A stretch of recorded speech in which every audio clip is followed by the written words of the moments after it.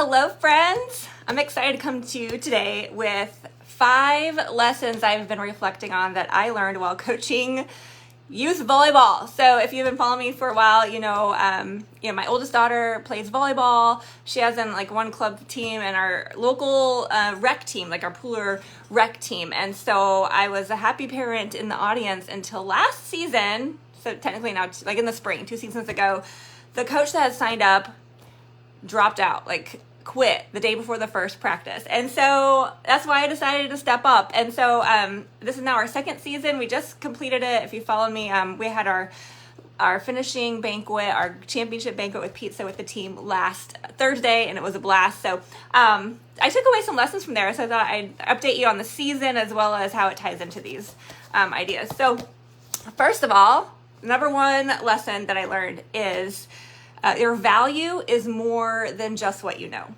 I think sometimes in life or in business, any goal that we set, sometimes we feel like we don't have value to add to other people until we ourselves have achieved a goal, right? Until we've lost the weight we can't help someone else, or until we've achieved a certain level in our business, we can't help others. But that's not true. And reflected in our team this year is just my own experience in stepping up. When I decided to step up and volunteer coach the youth city team, I came with no experience coaching at all and very little playing experience even myself, because I'd only played through my freshman year in high school. And so I felt very intimidated and ill-equipped and lacking in skills. But something I knew I did have was commitment and drive and encouragement. And I knew enough about the game that I could help these girls. And so I decided to step up. And sometimes there was another coach that we'd had, that my daughter had, and she was very experienced and very knowledgeable. But a challenge was sometimes she wouldn't even show up to the games or the practices, or she would be late. And so, but that helped me in my mind decide, whatever I lack in skills and knowledge and experience, I know I can be there in commitment and focus for these girls. I will be there. So with that, I stood up and I decided to coach the team, and spent a lot of time, had the willingness to invest. I spent a lot of hours on YouTube and coaching sites and learning everything that I could so that I can pass it along and be the best coach that I could be for our girls. As a result, we just finished our season undefeated. We were best in the league here in Pooler, in the rec team, in the rec league. And some of the feedback I got from the parents was even like, oh my gosh, did you play college ball? Or even, oh, I should have hired you to personally coach one-on-one with my daughter to get her ready. So those I took as huge compliments, especially not really having that skill beforehand. So just a reminder that your value is more than just your skills or your knowledge. Your value, when you have enthusiasm and excitement and commitment and courage in the thing that you're doing, that alone as just as much, if not more value, in my opinion, than somebody who may have already achieved that or have the skills but doesn't have those things. So remember that as you achieve your goals too, because that was something that I learned. Number 2, so that number 1 was your value is more than just what you know. Secondly is know the rules and know your boundaries. So in life, we talk a lot about having boundaries, right? And being able to defend our boundaries and set our boundaries. But it's hard to defend our boundaries and ask other people to honor them if we ourselves don't know what they are, right? So in volleyball, like I said, haven't played since I was a freshman in high school. So a lot of the rules have even changed around volleyball. I had to learn a lot. And so as a result, I would study the rules that the league gave me. These are the rules. To be honest, I didn't know if this is how it's played in all the leagues and college level, etc. I just knew this was the rules. And so that's what I taught my girls to follow. Now, one of those rules came into question during a game. One of the rules is that you cannot return a serve with a set. So if you receive a serve, the other team serves to you, you can set it to your own team, but you cannot serve it directly back over. That's just one of their rules. Apparently that's not a rule in normal volleyball, but this is a rule in the league that we were playing. So I had taught my girls this during practice. Once the serve comes over, don't set the ball back over the net. Well, we were in a game and the other team did this. Our team served, they set it back over the net. And I called them on it. And I told the ref, hey, that's not allowed. And she's like, well, in normal volleyball, that's okay. I'm like, okay, but these are the rules that I was given, and this is how I train my team, and that's against it. And so we ended up earning the point. So they called it a jump ball. We reserved, and we got that point. So, but the reason I was able to do that is because I was willing to learn the rules and know them. Just like in our own lives, if we know our boundaries, then we can defend them. Then we can stand up for them. So that's number 2, know your own boundaries, know your rules. Fact number 1 was your value is more than just what you know. 2 is know the rules and boundaries. 3rd is don't give away your power because you can't please everyone. Really. Because I think we hear this a lot, right? In life and business, you can't please everyone. But sometimes we still want to please everyone, right? And so here I am with an undefeated season, and I still get a parental complaint, and it had to do with playtime and the amount of playtime for the girls. And I will tell you, this was really frustrating for me because I was really proud of how I had learned. This was the biggest learning curve for me because we had a team of 11. And if you know volleyball, only 6 can play at a time. So I basically have 2 teams, right? A team of 6 and 5. Not I can sub in and out, but basically this isn't like club ball or school ball where your main focus is to win and some players may not play. So in this league, everyone needs to get on the floor. Everyone needs to play at least half the time, right? So it was a lot of work for me to figure that out. I think I started the season just kind of starting the best players and subbing out, but then I found out that then all like the new players were on the court and they would lose momentum, then they get frustrated. So I had developed a strategy where I got everybody in, and it was important to me that they all got to the serve line, they all played front row, back row, and so I was proud of this, and we were still winning,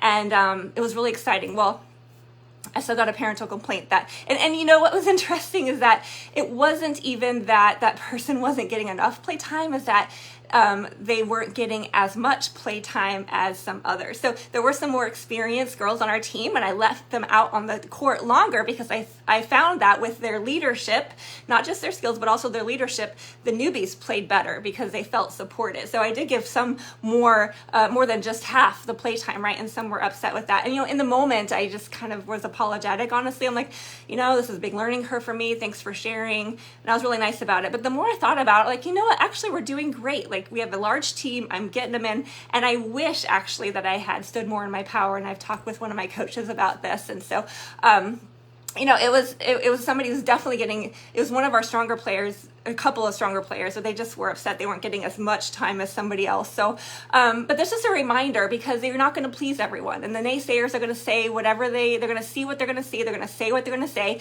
You can't please everyone. And so just another reminder in life that we all face to stand in our power and be confident. And when we're doing a strategy that works and we're able to get everybody and we stay focused on our own goals and our why, which I'm going to get to in a second, is that, it pays off. So in the end, I was proud of the strategy I developed. I was able to stick to it, and we ended up winning, and those girls were okay. Everyone got into the game. It was great. But I'll tell you though, I did feel validated recently, like just yesterday or day before, because my oldest she tried out for club volleyball, and she made one of the teams. And in the paperwork that we got, there was a huge section about how parents are not allowed for the first 48 hours after a game to approach the coach to talk about play time, and it's the player's responsibility to talk with their coach about how they can play. And so obviously, to me, from this paperwork, it's a normal thing for there to be complaints, even from a club team where they're,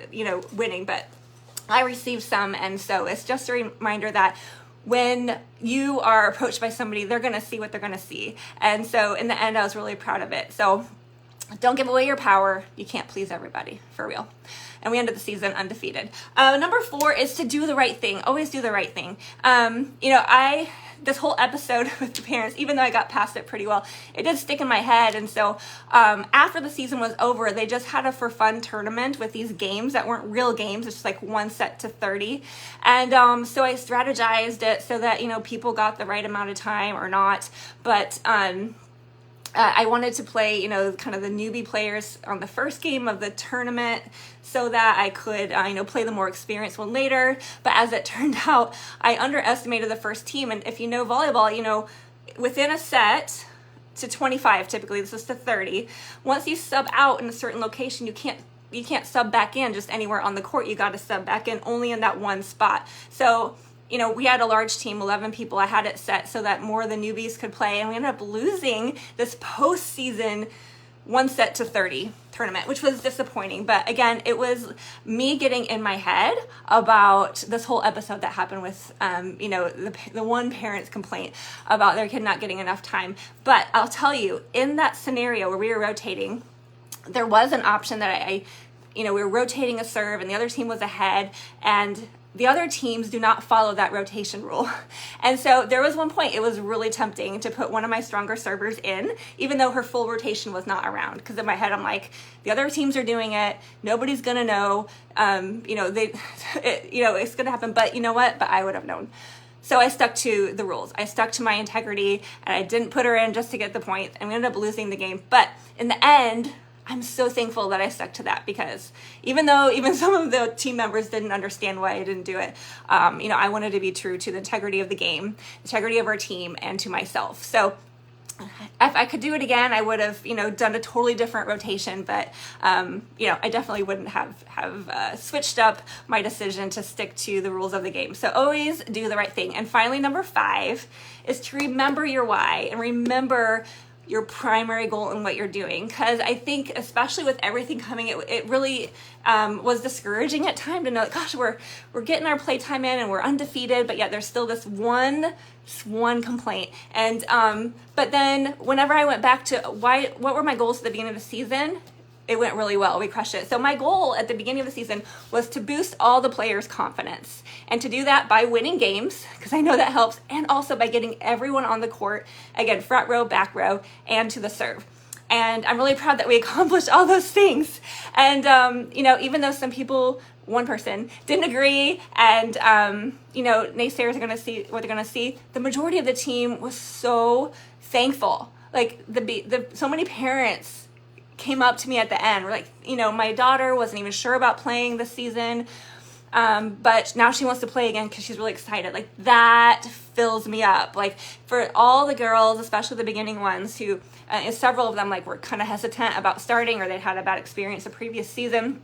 They came in unsure. They left more confident in themselves and their skills, and that was my main goal. And so especially for that, I got to celebrate this season as a win for our team, for my coaching and all that I've learned, because it sure has been a fast level of growth. And just like our goals in our life, like sometimes we can get wrapped up in how hard something is, or even like how great something might be in the moment, but we forget why we're doing it. Like, it's our family, it's our the time that we want, is for our health. Like, remember the things that are really important in your life and the values. And sometimes when we back out from, the little things that might be happening and bothering us, so that we can look at the big picture, like, oh, I am accomplishing this. Oh, and this is a win for sure. So thanks, you guys, for sharing. If this was helpful, if you liked it, share your favorite tip. I'll review them one more time, right? So number 1 was your value is more than just what you know. Number 2 is know the rules and boundaries. Number 3 is don't give away your power, because you can't please everyone.